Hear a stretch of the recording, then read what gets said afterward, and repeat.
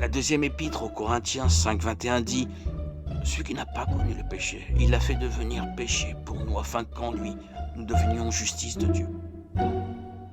L'agneau parfait de Dieu a pris sur lui les péchés du monde, a donné sa vie et est mort à notre place. Jean 1,29, 1 Pierre 3,18. Le seul sacrifice acceptable pour le péché était une offrande parfaite. Mourir pour nos propres péchés n'est pas un paiement suffisant. Nous ne sommes pas parfaits. Seul Jésus, l'homme Dieu parfait, répondait à cette exigence. Et il a volontairement donné sa vie pour la nôtre. Jean 10, 18. Nous ne pouvions rien faire pour nous sauver. Alors Dieu l'a fait pour nous. La prophétie messianique d'Ésaïe 53 met en évidence la mort substitutive du Christ.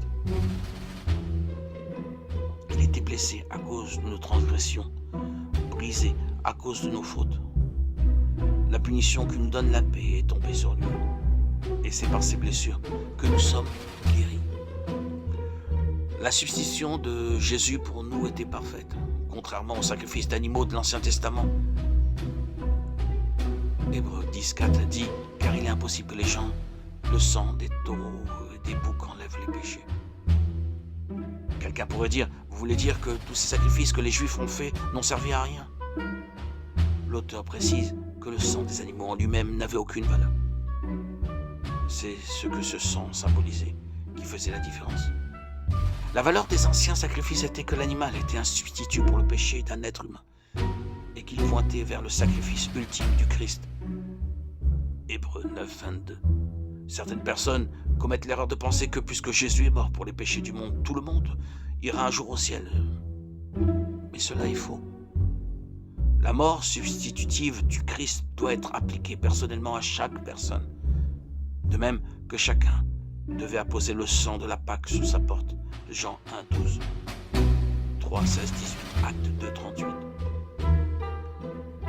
Avant de pouvoir devenir la justice de Dieu en lui, nous devons échanger notre vieille nature pécheresse contre sa nature sainte. Dieu offre le substitut, mais nous devons recevoir ce substitut personnellement, en acceptant Christ par la foi. Éphésiens 2, 8, 9. Dès aujourd'hui, je t'accepte, Seigneur Jésus, dans ma vie, comme mon Seigneur et Sauveur, comme mon substitut, aujourd'hui et pour toujours. Amen. Alléluia. Gloire à Dieu au plus haut des cieux et paix sur la terre aux hommes qui l'aiment. À toi, Seigneur Dieu, tout honneur et toute gloire pour les siècles des siècles.